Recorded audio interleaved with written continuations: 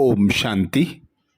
7 नवंबर 2022 बाबा ने महावाक्य में हम बच्चों को जो वरदान दिया, वरदान का मनन कर उसका स्वरूप बनेंगे।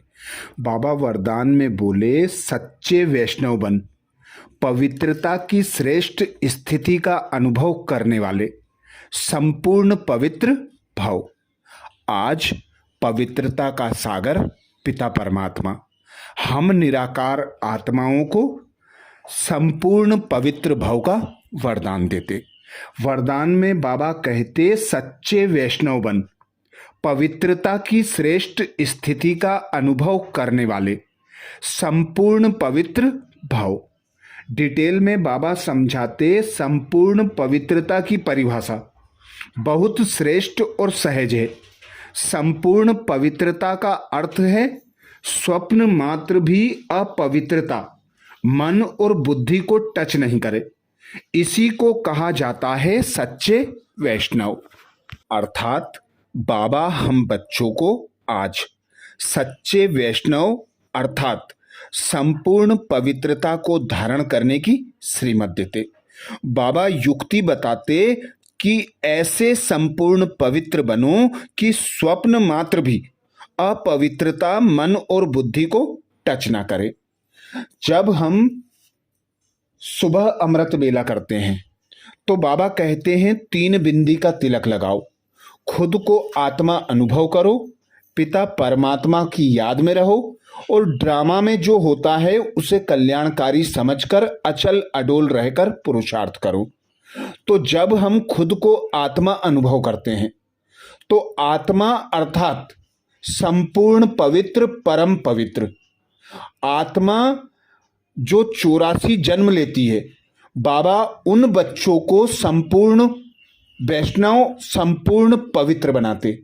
बाबा पवित्रता का सागर आकर हमको पवित्रता की धारणा कराते, गुण ज्ञान तथा शक्तियों से सजाते, जिससे हम पवित्र बन सकें।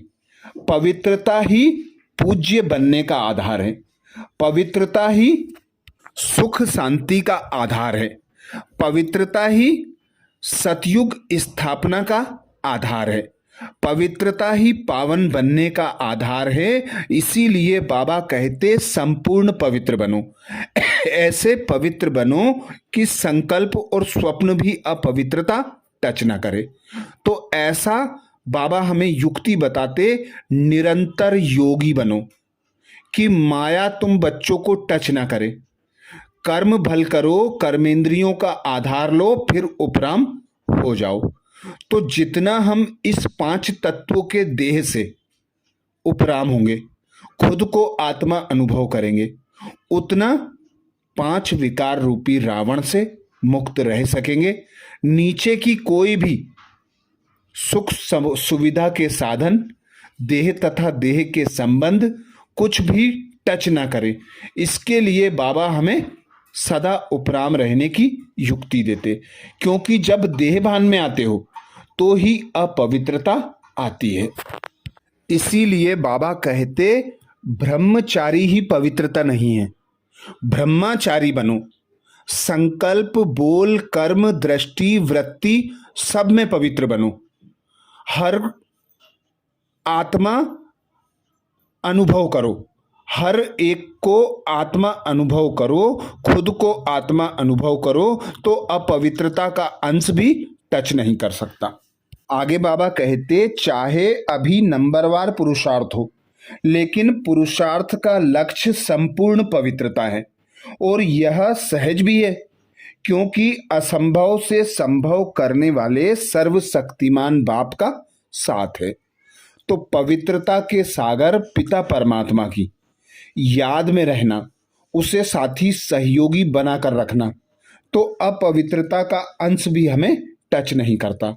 बाबा कहते, एक पिता परमात्मा ही आकर इस पतित दुनिया को पावन बना सकते हैं, क्योंकि वे सदा पवित्र हैं, देह धारण करते हैं सिर्फ ज्ञान के लिए। इसलिए बाबा पवित्रता की दुनिया स्थापन करते हैं। जन्म मरण में नहीं आते, इसलिए सर्वशक्तिमान है। और एक ही निराकार पिता है जो पवित्र दुनिया की, पावन दुनिया की स्थापना करते। और स्थापना के श्रेष्ठ कार्य में हम बच्चों को सच्चा वैष्णव बनाते और पवित्रता की स्थापना करने का श्रेष्ठ कार्य देते। स्लोगन में बाबा कहते, सहज योगी वह है जो हठ व मेहनत करने के बजाय रमणीकता से पुरुषार्थ करे। सहज योगी वह है जो हठ व मेहनत करने के बजाय रमणीकता से पुरुषार्थ करे। अर्थात याद ऐसी हो, चलते फिरते, उठते बैठते, खाते पीते, ना कि हठ योगी बनकर। गृहस्थ में रहते बाबा कहते, मैं तुम बच्चों को कर्म योगी बनाता।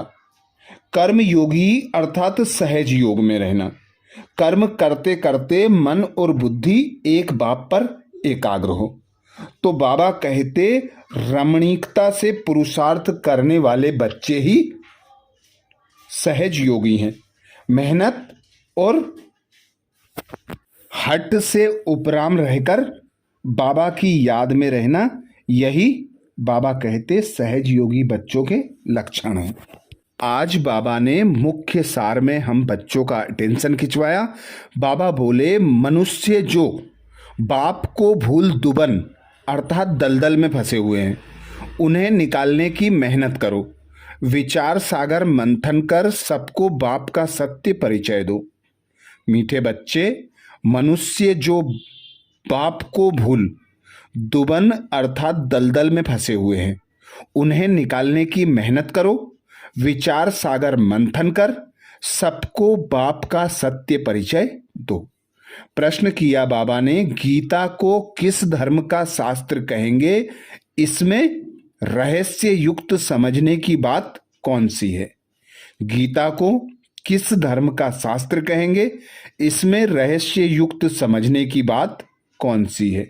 उत्तर में बाबा समझाते, गीता शास्त्र है ब्राह्मण देवी देवता धर्म का।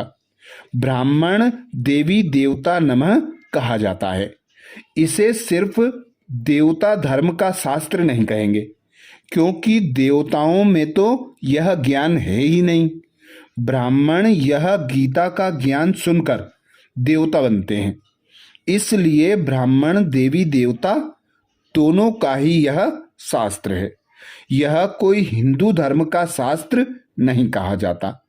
यह बहुत समझने की बात है। गीता ज्ञान स्वयं निराकार शिव बाबा तुम्हें सुना रहे हैं, श्री कृष्ण नहीं। गीत सुनाया बाबा ने, ना वह हमसे जुदा होंगे ना उल्फत होगी। धारणा के लिए मुख्य सार में बाबा बोले, पहली पॉइंट, विचार सागर मंथन कर मनुष्यों को दुबन अर्थात दलदल से निकालना है। जो कुंभकर्ण की नींद में सोए हुए हैं उन्हों को जगाना है। विचार सागर मंथन कर मनुष्यों को दुबन अर्थात दलदल से निकालना है। जो कुंभकर्ण की नींद में सोए हुए हैं उन्हों को जगाना है। दूसरी पॉइंट बाबा कहते, सूक्ष्म अथवा स्थूल देहधारियों से बुद्धि योग निकाल एक निराकार बाप को याद करना है। सबका बुद्धि योग एक बाप से जुटाना है। सूक्ष्म अथवा स्थूल देहधारियों से बुद्धि योग निकाल एक निराकार बाप को याद करना है। सबका बुद्धि योग एक बाप से जुटाना है। तो ये थे बाबा के महावाक्य।